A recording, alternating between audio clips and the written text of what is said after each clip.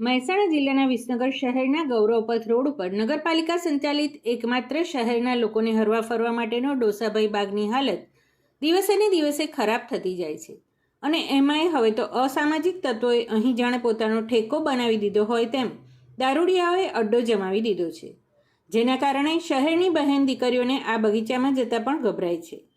સમગ્ર મહેસાણા જિલ્લામાં વિસનગર શહેર એ શૈક્ષણિક અને સાંસ્કૃતિક નગરી તરીકે ઓળખાય છે.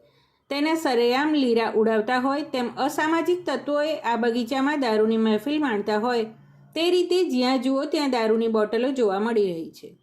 શહેરના શુદ્ધ નાગરિકોના જણાવ્યા પ્રમાણે ડોસાભાઈ બાગથી થોડેક જ દૂર પોલીસ સ્ટેશન આવેલું છે અને બગીચાની બાજુમાં જ પોલીસ ચોકી પણ આવેલી છે.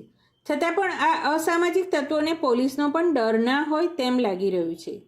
નગરપાલિકા સંચાલિત આ બગીચામાં બહેન દીકરીઓની સલામતી માટે કોઈ જ વ્યવસ્થા કરવામાં આવી નથી. તો શું વહીવટીતંત્ર દ્વારા ગંભીરતાથી આ બાબતે કોઈ કાર્યવાહી કરવામાં આવશે ખરી કે પછી